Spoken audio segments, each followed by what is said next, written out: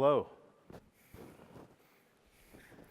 I'm Bruce Heavin, and that's me as an angry pilgrim on my tricycle. And I'm going to start off with two brief stories that kind of define me. One is about encouragement and how a small thing could cause you to go miles. We'll dive in here.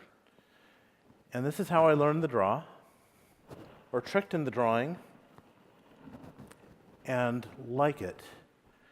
And I would visit my doctor every year as a child, and he would take a blood sample, he would take a urine sample, and he would take a drawing sample. And of course, it was rewarded with a lollipop of my favorite color. Very important. So every year, I would produce a drawing. And this went on for a while. And I got to the point where I would actually start practicing before I came in, as if this had something to do with my health, as if I could have a better drawing sample. And when I got older and to a certain age, he presented me a little book stapled together of my drawings. It was a small thing.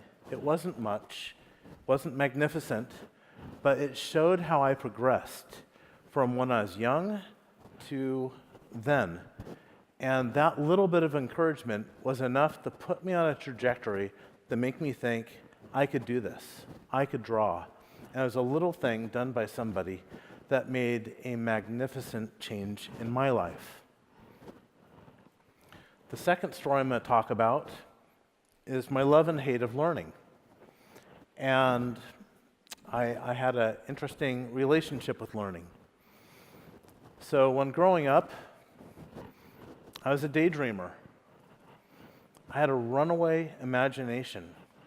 I was always thinking of things constantly. I loved to play. I loved drawing, of course. And I just loved to create things. I didn't know what I was creating, and I probably made many of these. I just loved making with my hands. But this didn't really help me much with my schooling. And this is grade school. And that was because I was failing in grade school. And that was hard. And while the other kids were playing on the playground, I was in a trailer on the side of the playground watching them, learning to speak, learning my speech. I reversed my letters. I was dyslexic. I couldn't write properly. I couldn't read properly. I had problems. And I realized I had many problems in kind of the language centers of my brain. I had problems learning with reading, writing, comprehension, speech, and my social abilities with other kids. And they were highly affected. It affected me. It made me feel like I was stupid. I thought I was dumb. It made me feel dim. And ultimately, it made me feel depressed. And it was just really harsh. And for me, I think what was going on was I had Asperger's, but I didn't know it. So that's on the autism spectrum. So I just had some lack of ability. And it actually proved to be beneficial in the end. But then I got this insulting thing at the time from my teacher, Mrs. Spit. And she said, Bruce can't tell the difference between fantasy and reality. And I daydream during class, and I play. And this went home to my parents, and they had a talking with me. And at the time, it just felt horrible, horrible. But this was really important, because if you look at this, I can't connect fantasy to reality. I can't tell the difference between the two. And on the surface, you'd say, that's crazy. Someone who's crazy can't tell the difference between fantasy and reality. But if you go one step further and you connect the dots between fantasy and reality, you might be onto something. But when you actually connect fantasy and reality, that's when you're an innovator. When you actually make things. It took me a while to get to this point. So I was starting to become an innovator, and I didn't realize it. And by being an innovator, I was trying to make new things that didn't exist all the time. And I pretty much failed all the time, but it didn't stop me from trying. I just had all these crazy ideas of inventions, and they pretty much all did not pan out at all. So let's go back to Lynda Com. So those were fundamental building blocks and me kind of starting off and why I am who I am, why I was passionate about drawing, why I was passionate about learning or regretting of learning. I came to the conclusion later in life that learning failed me, that they didn't understand me or how I was to go about and learn. So Lynda.com is online learning, on-demand video instruction. We were more of a replacement to a book than we were that of another school or institution. We were not formal education. We had no testing, no units, no credits, no degrees, no grades. We had thousands of courses. We were $25 a month. That's the cost of 5 cups of coffee. We had access to all learning. So if you paid, you had access to learn every and anything you wanted. And we came up with this philosophy of what we like to do. We taught the tools, such as software tools, the skills behind the tools, and what we like to call inspiration and documentary. Or we could also look at that as software, the how, the what, and the why. And we believed the what and the why was really important because it gave you proximity and it gave you context to why you're learning to do what you do.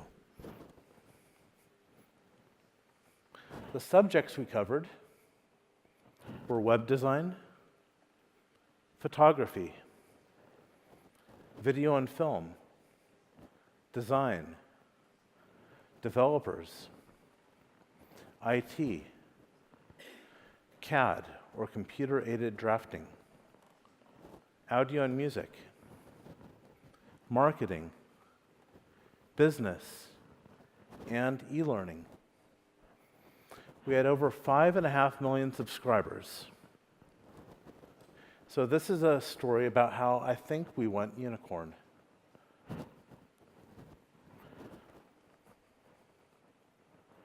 So this is, again, a very abbreviated story because it would take all day to tell this story. So it started actually at Art Center College of Design in Pasadena. And there's the Elwood building that we've seen rendered out so beautifully earlier. So 24 years ago, in 1993, that's me. And I could not afford a suit, so I wore my dad's suit. And this is my day of graduation. So I thought I was going to have a career as an editorial illustrator. And I thought I knew exactly where my career was going to go. I thought I had a complete control. I thought I knew it all. I had no clue. And if you know me enough, I'm the person you need to say no to more than you need to say yes. I spout a lot of ideas, but you need the right idea. I'm wrong most all the time. And knowing that is actually a core strength. So Lynda.com started at Art Center in 1995. Lynda Wyman, who's now my wife, was faculty at Art Center. She bought the domain fee for $35 because she found this website called Debbie.com. And Debbie was a woman who listed every Debbie on the web. And there's 35 Debbies on the web. So Lynda.com didn't know what it was to be then. It was just a testing ground. She was curious about web designs, and there were no books for Lynda to teach it. She looked in the bookstore, she couldn't find it. So she wrote the very first book on web design for her students at Art Center in Pasadena. Now, the only books prior were technical books written by engineers, and they were rather difficult. They were very technical. So Lynda strived to make instruction very simple to follow by breaking things down. she had a very difficult time finding a publisher, and everyone turned her down. She had a very difficult time. So she wrote her first book as a series of magazine articles, which turned to be very beneficial, because by writing the articles, people would subscribe to the magazines just to read her articles, but then when she published a book, they all clamored for that book. So it was the Net magazine was one of the articles. One of her first books was Designing Web Graphics, and then later I wrote one with her called Coloring Web Graphics. So Lynda Com was a site for Art Center College of Design students learning web design. This might have been one of the first classes ever in web design. So all students had access to the root directory. And you know, you don't do that.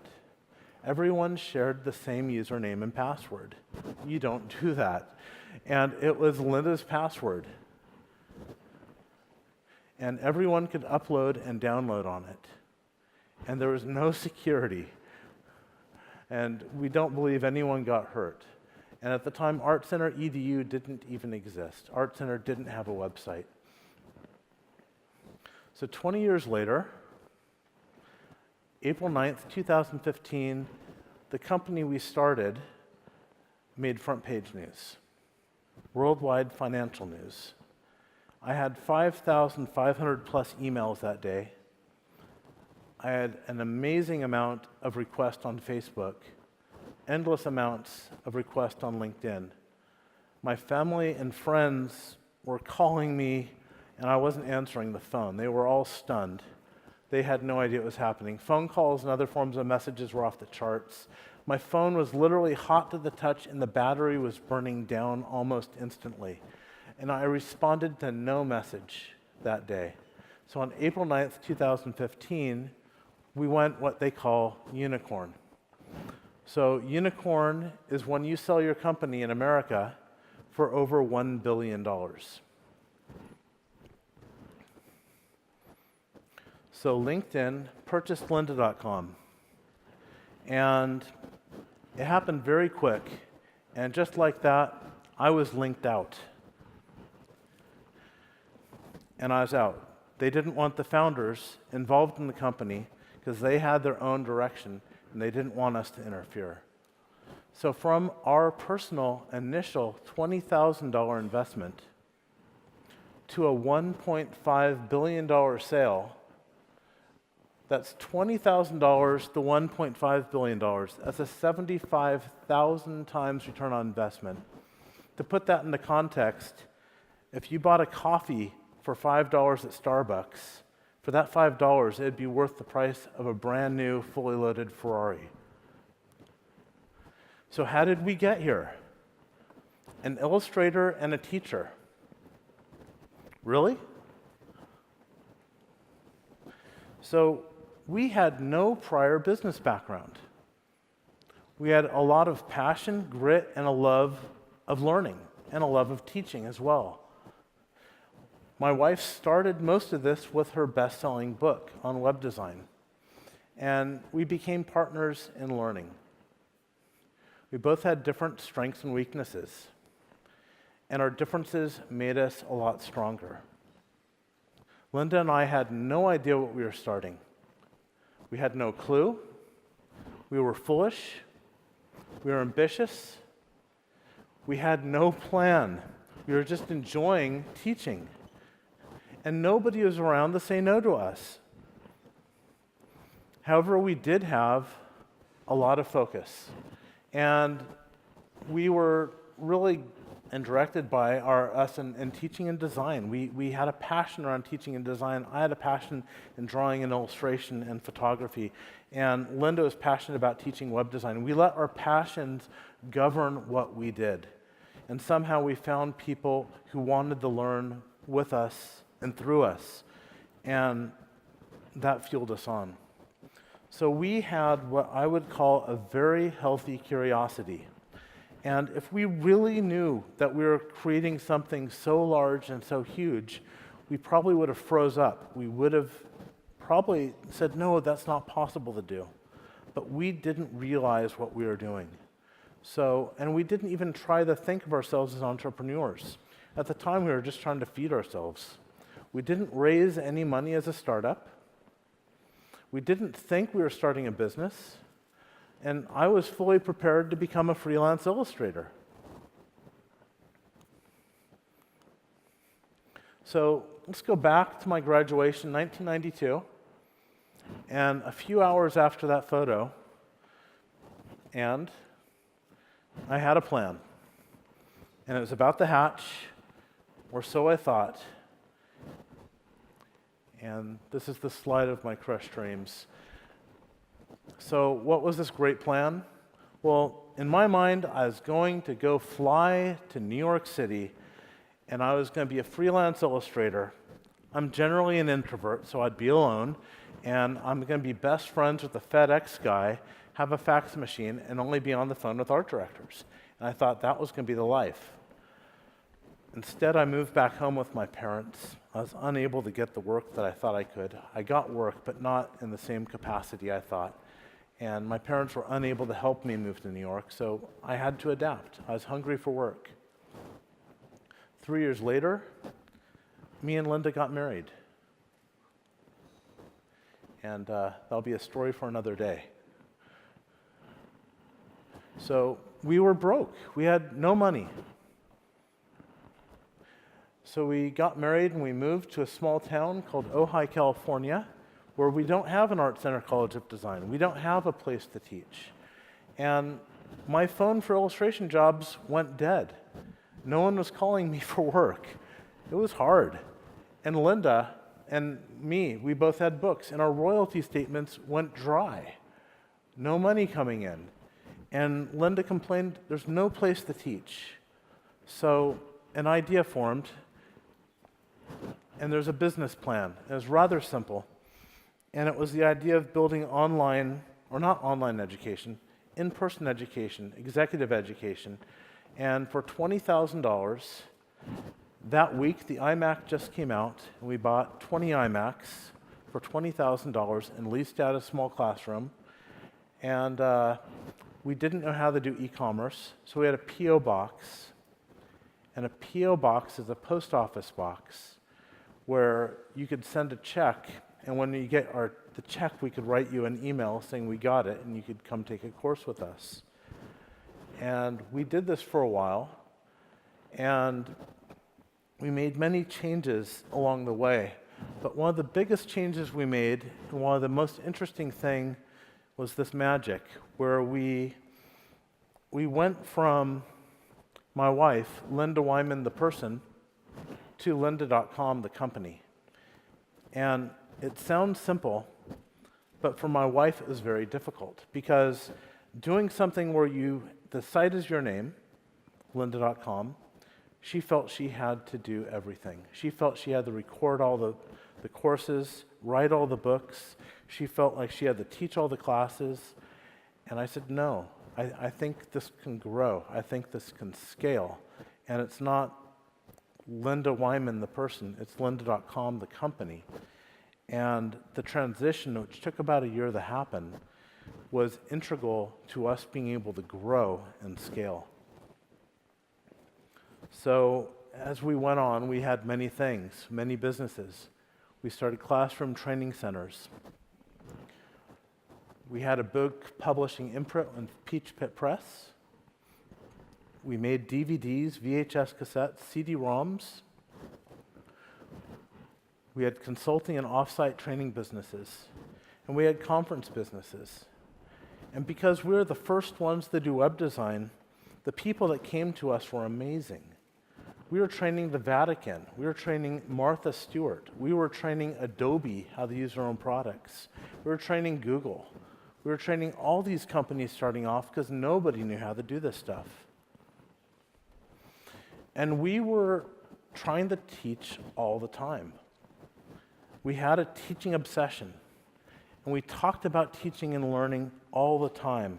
And we'd try new things all the time. And mainly we'd fail. An unhealthy amount of time. I think my wife's daughter got sick of us talking about teaching and learning all the time. We were just so focused on it. We iterated on the teaching experience constantly. We would write manuals to the classes, which would go 400 to 700 pages each, and we'd update them weekly as we watched things that didn't work out. And we failed over and over until we succeeded. And success would look like this. We'd mess up, we'd screw up, we would fail, we'd have a lot of failure. And the way I see it is we'd fail, and then we'd move on to acceptance of what happened. We'd move to a better understanding, and eventually we'd move to a place where we are learning from our failure. And if we did that, we would have growth. So after learning, it would start to look like this. The success was built upon our failures. And after you do this enough, you start to build your way in success by targeting your course and building upon everything you've learned. Or we change course. We'd have this idea of failing fast and fail often. Failure to learn from our failures was a failure. Our only constant was to be focused on improving the learning experience. And we believe brand was experience. And our experience was learning. Whenever we grew by 1,000 members, we ordered our staff a cake. Until those cakes became a daily or multiple times a day or every hour as we grew with exceeding pace. When we sold the company, we had 220 courses created just in the month of April alone. And each of those courses were between 2 and 8 hours of edited content.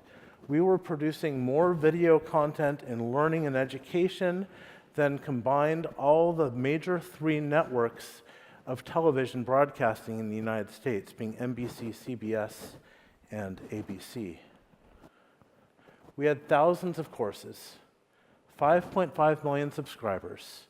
We were doing courses in English, German, French, Spanish, just started doing work in Japanese, and we are in talks about starting things in Mandarin in China. We had offices mainly in California, Carpinteria, Calabasas, San Francisco, Boulder, Colorado, London, Graz, Austria, Tokyo, Japan, and Sydney, Australia. We had 500 to 700 employees. We had over 1,000 authors of courses. So as we grew, changes had to happen. And we couldn't have enough staff. We didn't have enough time. We had to learn to focus. We ceased publishing books. We ceased operating with conferences. We ceased our classroom training. And we focused solely on video training.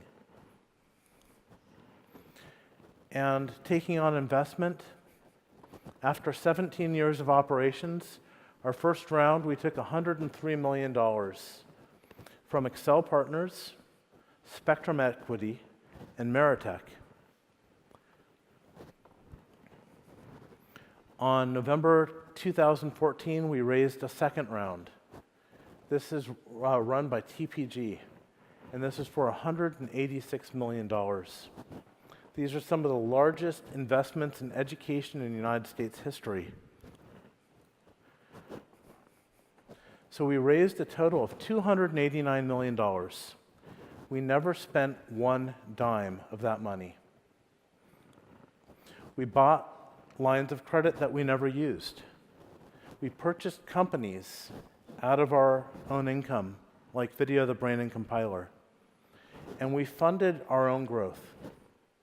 So why did we need so much capital to have hundreds and hundreds of millions of dollars of capital? What did we need it for if we're not going to spend it? Well, a lot of it was around planning for an exit. So I'm going to talk about the stages of business I got to observe. So the first stage of business was what I call passionate frustration. This is where the innovator kicks in. So you cannot find any off-the-shelf solutions. You want to do something.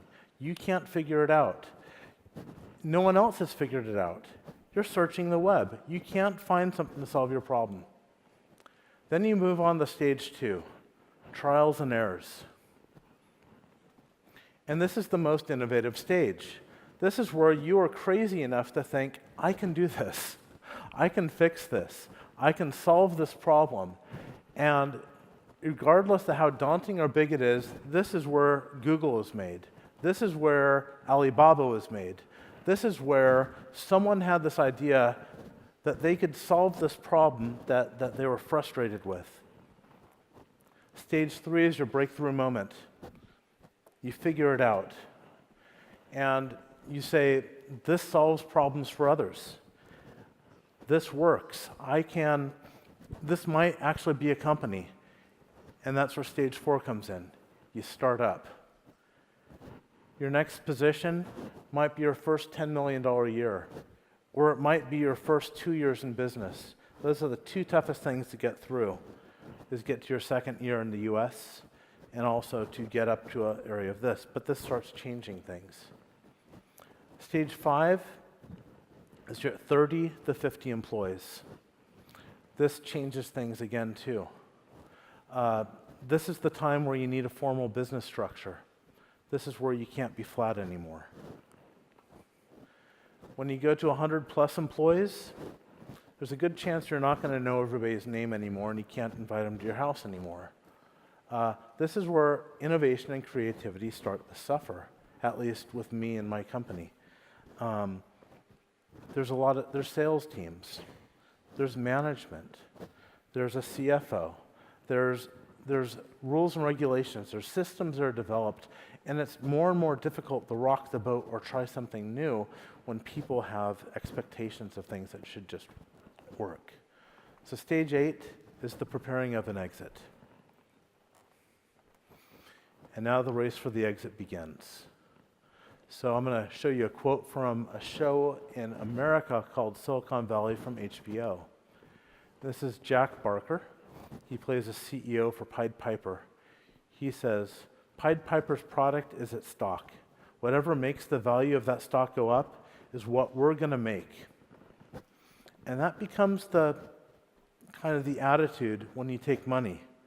When you take money, there's an attitude and a belief, and people are moving for an exit. They're not looking to create a company. They're not looking to innovate on products. They're looking to maximize profits and multipliers for an exit.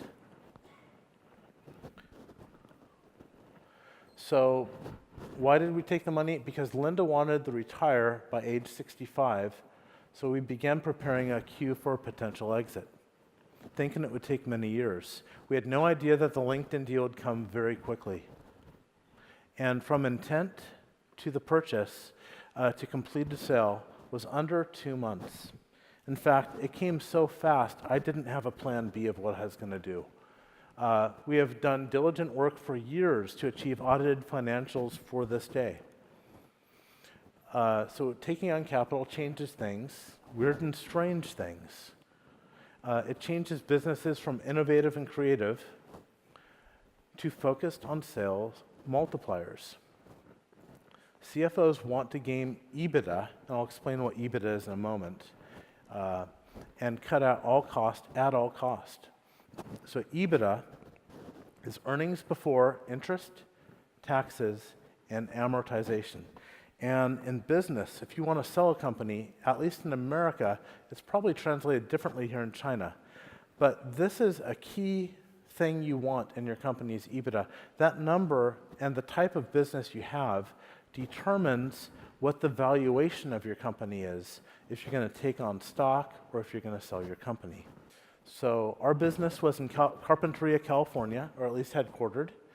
And I'll just show you a couple pictures of what we have here.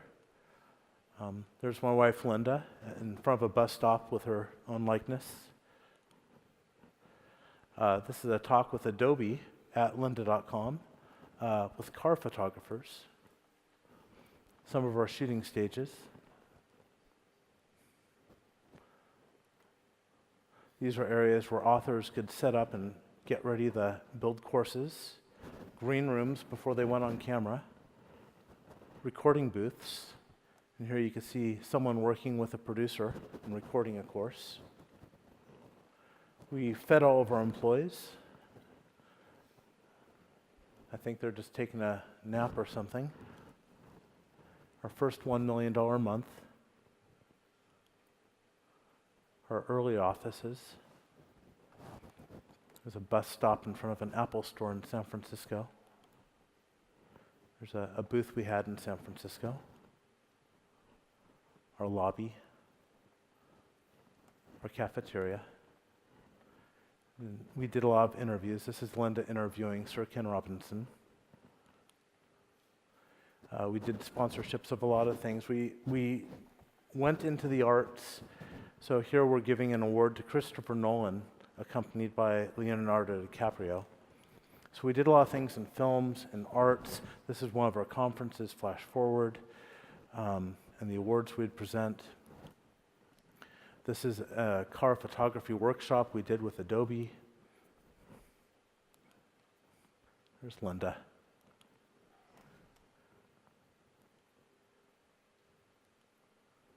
So when we sold it, we were 20 years old, and we'd like to always say content is queen.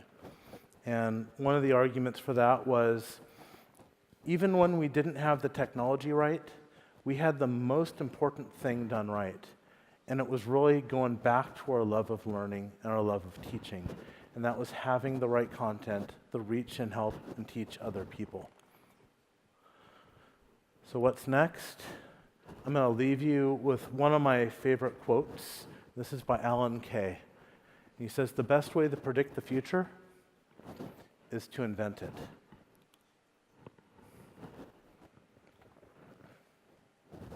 So thank you.